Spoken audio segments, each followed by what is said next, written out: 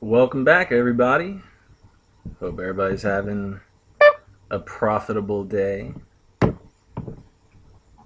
So, starting off our very first heads up sit and go of the morning, and we're starting off with King High. So, kind of already know what to do here.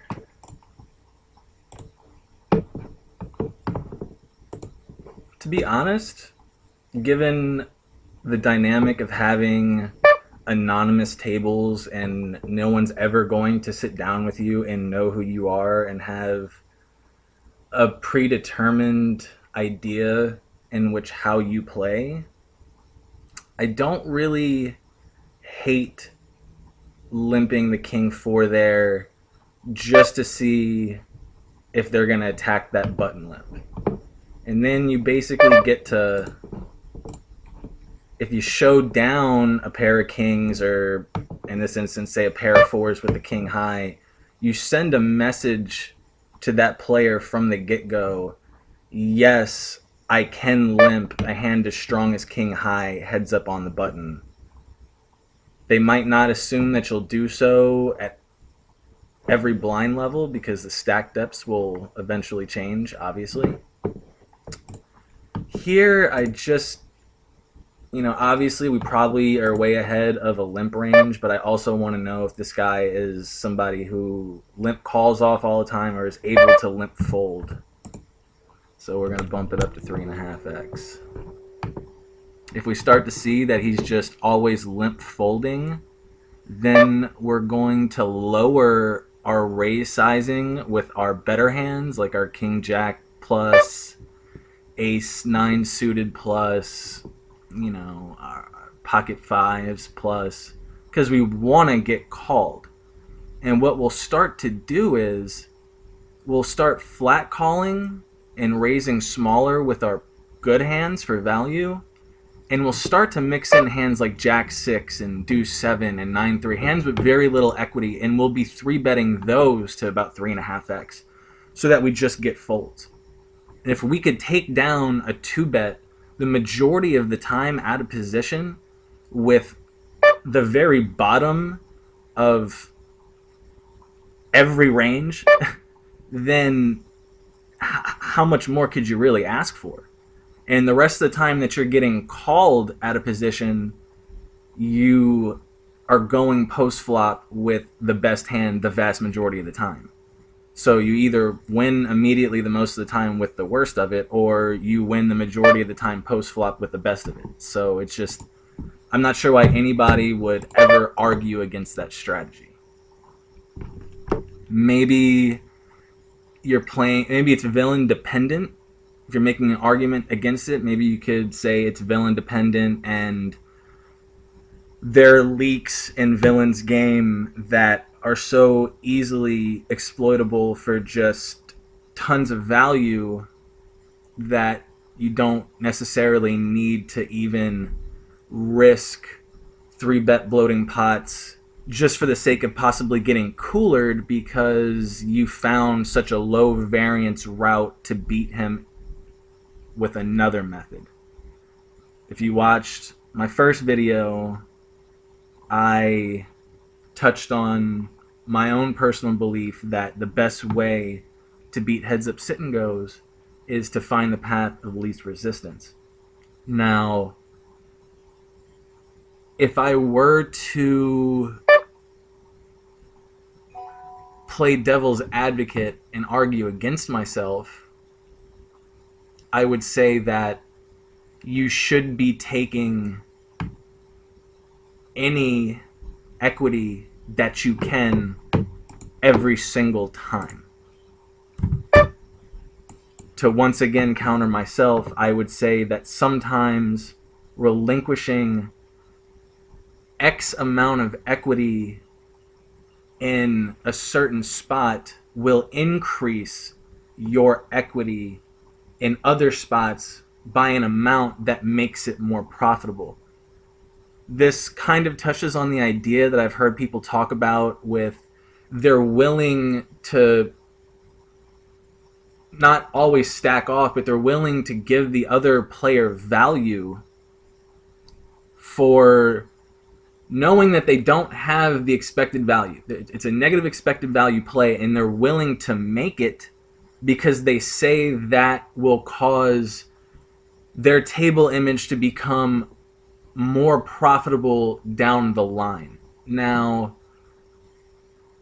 I do not believe that that's theoretically sound. I think making a play that has negative expected value is a play you should never make, period. But taking one play that's profitable and using another play that's slightly less profitable because down the line it's going to add further value, you're not losing money. So in the long run, you are coming out ahead with that method. And I guess in a way you can make the same argument, well, in the long run I'm going to come out ahead by losing 2 big blinds per 100 with this play, but it's going to cause me to win a half a big blind per 100 and 10 other spots on average, which will come out to 5 big blinds per 100. So you would be coming out ahead, but I'm not sure how someone could actually prove that, because it's based on so many assumptions that villain will do this and then will react to this in this way. It's really hard to prove a point when you cannot prove that someone who has their own free will, who also notices things and can adapt and may go on tilt or may have just gotten coached up or just won a tournament and is now super confident. I mean, there's so many factors that you just cannot count on. Okay, kind of weird to use your time bank when it's, you know, check call, check check, check to me on the river. I don't think this person checks a 2.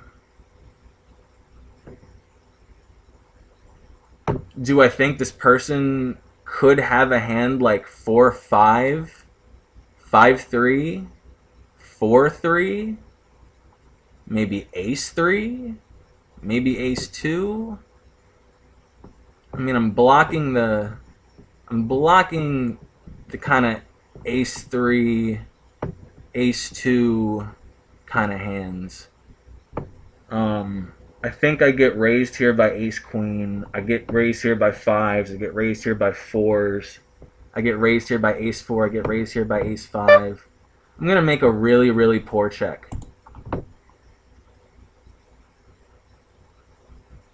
I'm not sure I get called there. When sometimes I like to immediately review my hand after playing it, and you know, I'm not trying to say, oh, I'm super intelligent, but I can usually review the line raise call, check check, check call, raise. I can review the line from beginning to end after the hand is concluded in like a second and a half. And I try to, you'll never be able to recall every line of every hand. But if you sit there and when you're in spots where you're trying to make a tough decision, or like I said, immediately after the hand, and you go through the, okay, that was a limp pot pre, or that was 3-bet pre, or that was 4-bet pre, and then it was raise call, raise fold, you're going to store these lines into your memory, even if it's just subconsciously. And what's going to happen is the more hands you play and the more focus you devote to this, and the level of importance that you tell yourself that these little small steps and procedures that you can do that don't take a large amount of mental devotion, you're going to end up in spots, and I know we've all been here, where you're on the river, you're on the turn, and you're facing a big spot or decision, and you're like, okay, hang on. He check called, and now he's over shoving the river? Like, your subconscious is going to be able to pick up on pattern recognition that you would never consciously be able to recall. You won't ever be able to look into your memory banks and be like, 68% of the time that it gets check called, and then overshoved on the river, given this board texture, it's a bluff. Like, you're never going to be able to just calculate that. But there's those times where you're like, something isn't right, or just something is up. And what that is, it's your subconscious has this plethora of information that is stored that you can't necessarily consciously interact with. But unconsciously, you're going to get that intuitive feeling, that gut feeling. A lot of times people are like, oh, it was just a gut instinct. I would argue that it's not necessarily an instinct. It's that you have been in this situation so many times before, but it's such a micro aspect, which is what's great about poker. There's just so many different spots and ways that you can approach it, with different stack depths and different kinds of players and the game flow. And you're gonna recall these things, and that's when you sit there and you take a minute and you just kind of calm down, you clear your mind a little bit, and you're gonna, sometimes your brain is gonna be like, something isn't right, call that. Or sometimes you're gonna be like, wait a minute. You'll have a super strong hand, and the way everything went down, you're just like, how could this really be a bluff? Like, I think I really just got beat here, or maybe I really did get set over bottom two pair, or maybe he does have the top end of the straight, or I've got the four flush with the jack and he just overshoved on the river. Like, maybe he does have it. Maybe this is just a bluff. I really think people lose so much value and so much perspective on the game when they make quick decisions. And believe me, I have been guilty of this so many times it's unreal, where I'll have a flop is set and the flush gets there on the river, and I know I'm not up against a super wild opponent, and I'm just angry that like half my stack has been invested on the turn, and now this river card comes out and it's just like the nut worst card in the deck. And you'll know you're beat, or at least I will know I'm beat. But out of anger, or out of the fact that, well, I have a set, you know, you just click. Or, you know, for most of us that just play live, not myself, but you'll hear the all in on the river when the straight and the flush got there, and you're pissed off that you flopped a set and that you got so many chips in on the turn that you set it up for a perfect river shove, and now you're just like, wow, okay, of course it's this card. Or you got the pocket kings and you build a huge pot and the ace hits there, but you already have, you know, half your stack in there, and you just don't want to believe it, so you put it in there. It's sometimes, if you just tell yourself like, hey, I might be making a bad decision here, I'm going to count to 5 and I'm going to go over all the hands that beat me again, and I'm going to ask myself, how many of these hands really make sense given the line? Okay. I'm going to be a little bit more game flow dependent here.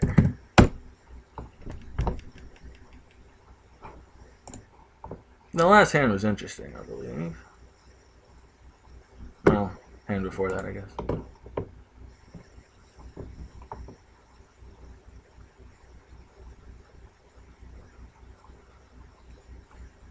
I'm not sure if I was just deep in thought or what, but I don't really know if I could tell you anything about this player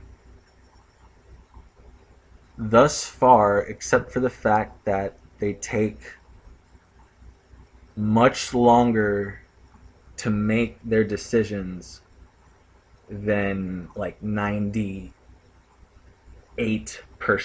of players, period, really, regardless of stake.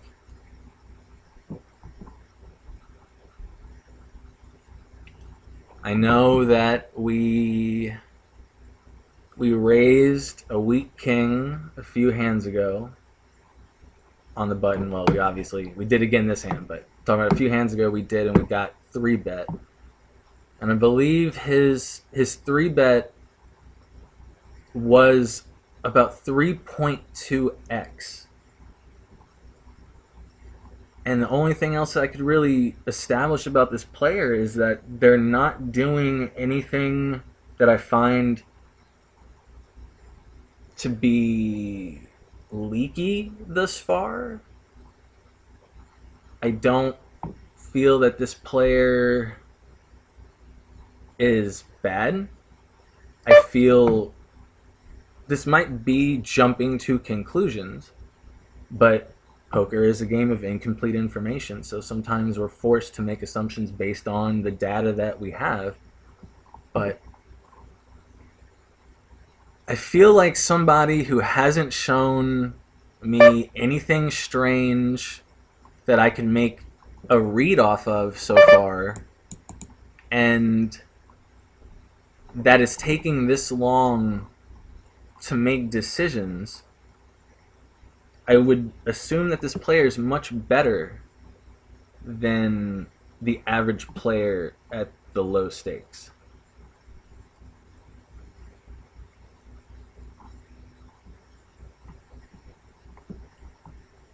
I mean, here really the best case scenario is if he checks back like Jack 9 or Jack 8. But that's, yeah, I have a feeling he has a queener at 10 here. Or just a good player taking a good spot to maybe float and see how I react on turn and lead stab the river. Good line, good hand.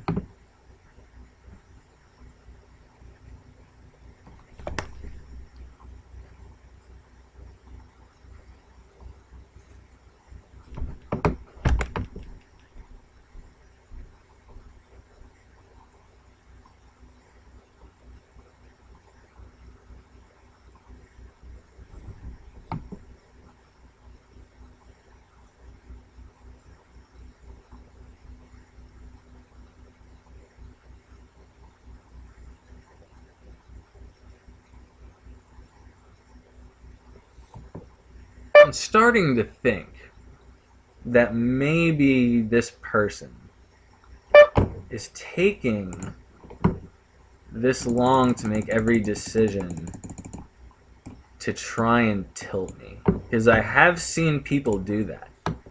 You know, you'll get that person, that action junkie, like, can you hurry up? Z across the screen, and is just tired of waiting and is going to start to... I see those players a lot of time just start to spew off because they want to play. They don't want to sit there and stare at a screen for 15 seconds and then make a decision, and then stare at a screen for 30 seconds and then make a decision. It's just kind of boring to that person. A lot of people will play heads up because they want to play hands. They don't want to sit there and fold 83% of the time, you know? So maybe it's not that the player is just taking this long to make decisions, because I don't really think that you have to take 30 seconds to figure out that you're open folding the button. You know, that when he showed us that, now I'm just starting to think that the guy is just trying to get an edge by trying to tank down all the way down. And it's one of those things where sometimes try to think of heads up poker as a fist fight.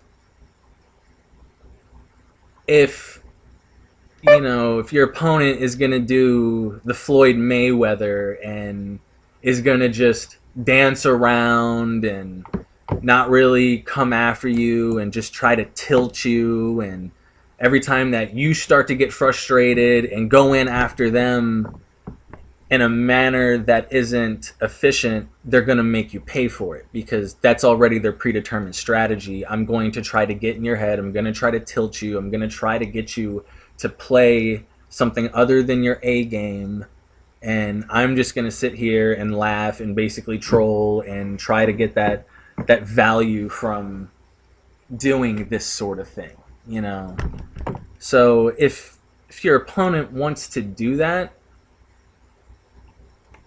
the difference between this is that this and a boxing match is that the blinds are going to go up and there's going to be, the action will be forced eventually. Whereas if both boxers, say, never wanted to touch each other, they could just dance around for every single round and not even break a sweat and not touch each other. Maybe not the best analogy, but we're going to obviously stab here because we really don't have any equity in the pot and we have position, and there could be draws in here with middling hands that would elect to check the big blind that we could barrel off if those draws don't get there. I think most times if he calls with a 3, we could barrel him off of that. I think there's some weak 9s that, given the run out, we could barrel him off of that. I think this is just a really good spot to not just stab at this flop per se, but to actually barrel streets. See, we actually would have picked up some decent amount of equity, some showdown value.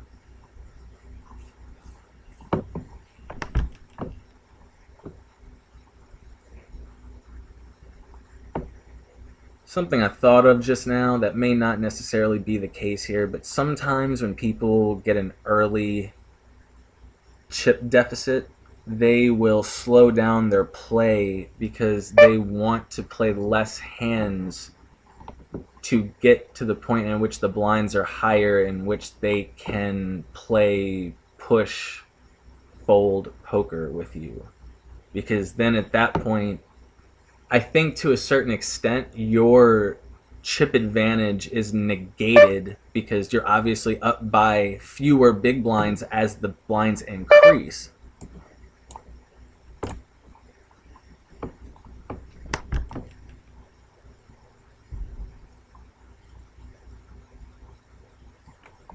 He opens with about 26 big blinds, min. This might not be the best shove. And I'm thinking a lot of times with ace, queen, ace, king, jack, jack plus, I think he's just snapping, but maybe he's slow rolling me with like kings or something. But we have not made... I'm not sure we've made a 3-bet from out of position, period, much less a 3-bet overshove. So I think that first time, obviously, is going to get much more respect than if it were the second or third time, obviously. And I also think that it being the first time we've done that this late into the match also garners some respect. If it would have been in the second or third hand, then you guy might just make a premature read and be like, oh, he's just a wild man.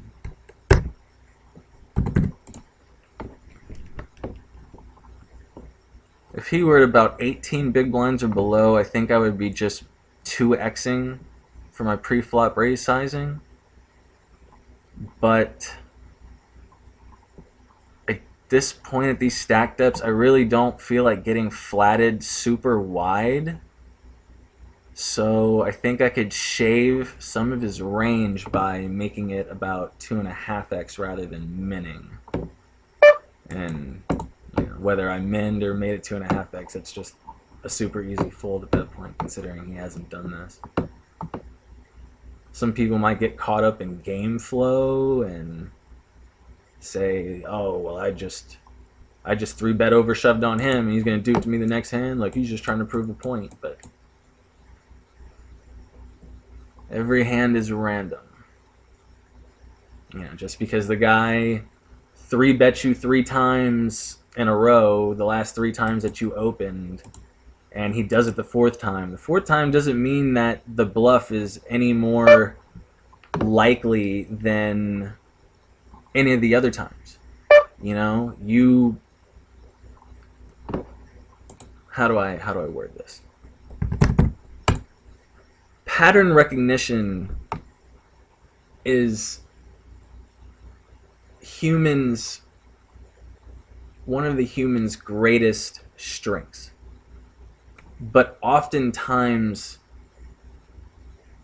it's a weakness because we apply patterns to things that we see, and that's not always the case.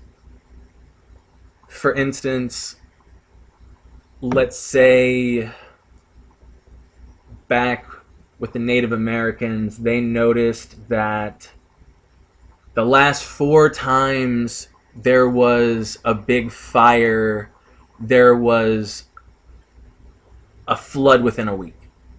Now, this could just be pure coincidence, but they see this and they're like, oh, well, our grandparents said that the last time this happened within a week there was a flood, and our parents saw this 2 different times and there was a flood within a week, and we saw it when we were children and the same thing happened. And that doesn't mean necessarily that the next time there's a big fire that there's any greater chance of there being a flood within a week than any other time on any other day. You're just establishing a pattern to something that is coincidence and random. So don't fall in the trap of short-term data becoming a hard and fast read or tell on somebody.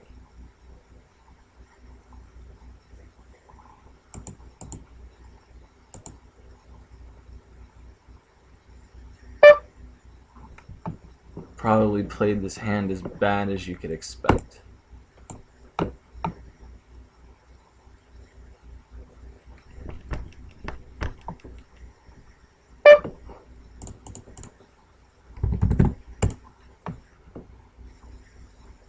At this point, I'm open folding about probably 3 times as many hands as I would at the start of the match.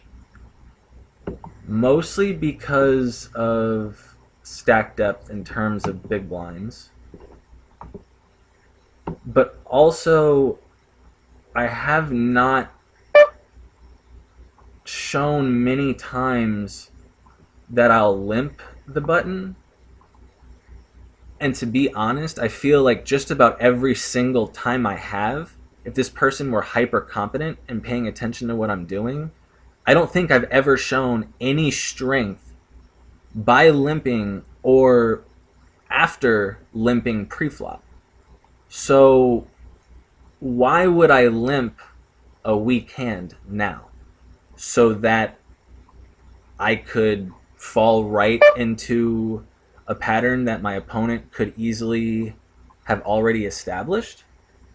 No, I don't like that. If I were going to limp, I would limp with a hand that is either strong or that has X amount of equity even against a hand like ace-ace or ace-king, for instance, like 7-8 suited, 9-10 suited, a hand like that that I could limp, face a raise, and then jam over the top. See here, I don't like opening 8 high here, and this could be a leak in my game, but I just don't want to raise and then fold to a 3-bet. I don't really want to take it to the streets against this guy with 8 high because I just don't feel my edge is so great post flop against this particular player that I'm just gonna outplay him so often, or he's just gonna hand me tons of value when he spews post flop, because he's just not looking like he's spewing to me. This is an interesting spot. 25 big blinds effective is just a lot to just pile 8s on top of. But I really don't want to play. I don't want to raise and get flatted and have to play streets in a pot that, if he calls, is going to be up to 320. And if he calls, that 320 is going to represent over a quarter of his remaining stack. So it's not going to be a pot that he's just going to give up on super easily. And the percentage of the time that we're going to see a flop with an 8, or where an 8 is an overcard, is fairly negligible. And what percentage of flops containing an 8 is he just going to pay us off on? Because he just doesn't really seem to be paying us off, period. Here, once again, if he was more around the 18, 16, 17, 18 big blind range, I'm probably making this 2x. If he's in the 15 big blind range or below, I'm just ripping. Given the way he's been playing, if he 3-bet shoves, I really don't like a call, to be honest. The frequency in which he's 3-bet me, I think he's 3-bet me twice, and one was a 3-bet shove, and one was like 3.2x when we were fairly deep. This is an easy rip. If you got me, you got me. I probably should have waited a little longer to rip that, just to make it seem like I was thinking. Not like tanking, because a lot of times people will be like, oh, okay, you have it. 9.6 big blinds effective, king high. It's not even worth talking about. It's just one of those things where when the guy flips over 7-7 or ace-6 or aces, then it's just like, up, sigh. If this guy were aggro, this is a call. This might still be a call, but he just hasn't shown me enough aggression pre for me to love this, and I kind of feel like he may be folding too many hands. I'm positive that it's a little premature to actually make a decision dependent upon that read, but I just feel like we're not getting paid enough. He's either raising us and we're folding, or we're raising and he's folding. We're not really going and playing streets and, raise pots here. No jack, please. Or 10 or club. And we hold. Talk about a